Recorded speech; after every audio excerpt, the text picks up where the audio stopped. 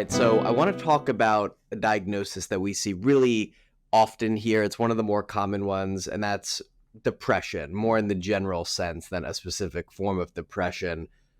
From a layperson perspective, it's one of the diagnoses that I think could have the broadest spectrum of severity. A lot of people experience mild depression. They don't necessarily need inpatient treatment. And then some people, it's completely debilitating and it's really acute. So, Ben, what is depression from a clinical perspective? How do you define it? So depression is one of those clinical terms that I actually am not really in love with. Depression to me sounds like some sort of traffic symbol. Like you're gonna have a bump in the road, or a traffic light or something. It really should be called the abyss of darkness, with no way out. That's depression.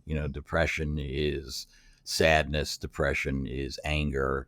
Depression is a combination of anger, sadness, anxiety, all mixed together. And like you said, there is uh, you know there is a generality of it, and it does impact many of us. Like, for example, there's literally a diagnosis called SAD, seasonal affect disorder, which is situational. A lot of times, I know that I lived up in the Northeast, and during the winter time, people got depressed.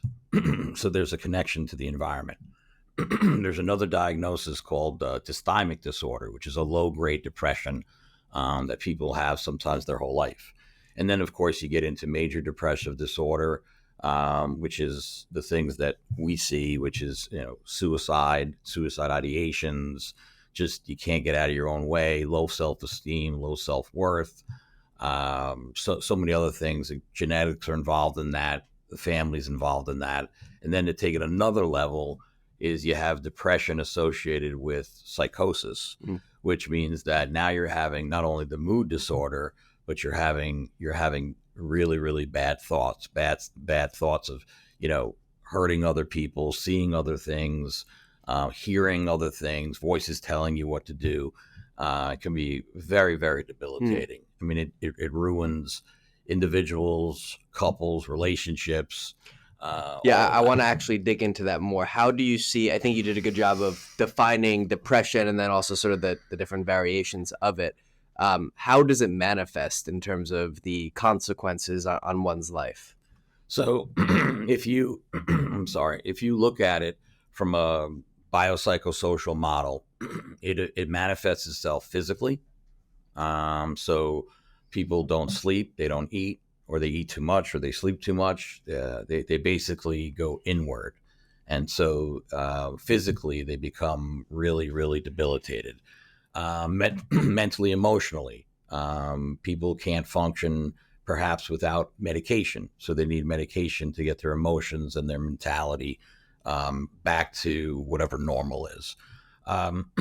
Socially, they isolate, or they associate with the wrong people, or they just don't do anything socially where maybe before they did. And then spiritually, they have a disconnection with God or their higher power. They typically, people who are depressed are angry at God, angry at their higher power, angry at the world, and just have this very cynical, dark view that nothing's ever going to get better. So that's how it manifests itself. Obviously, I can go into more detail, Sure. but that.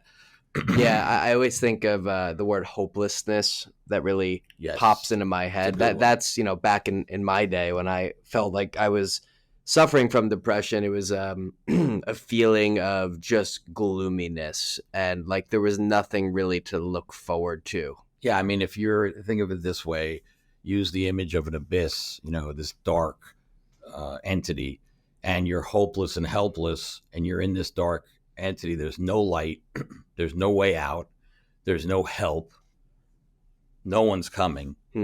That's a bad place to be, but yet you're still alive and you still have to function, whatever that means. Awful, just awful. Yeah. And so say somebody comes into the Sylvia Brafman Mental Health Center and we do the full intake. We do obviously the psychiatric evaluation, you do the clinical assessments, et cetera, and you've determined that they have some form of depression. How do you go about treating that? Well, the first thing that I like to do is normalize the situation. A lot of people come in and they have the shoulds or the rules, right?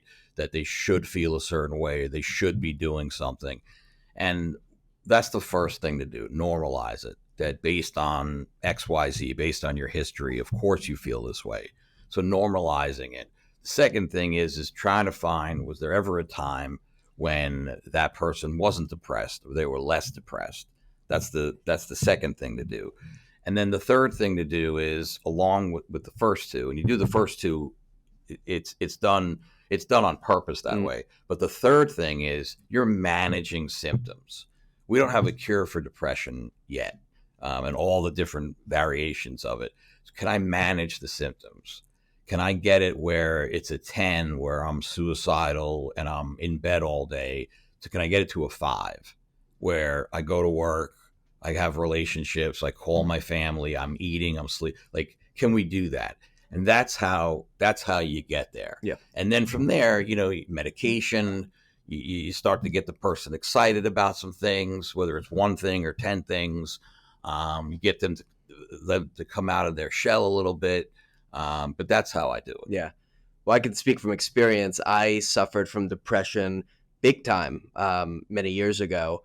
And between managing the symptoms, like you mentioned, and between getting to the source of the depression, for me, mostly through spirituality, I don't suffer from it at all today.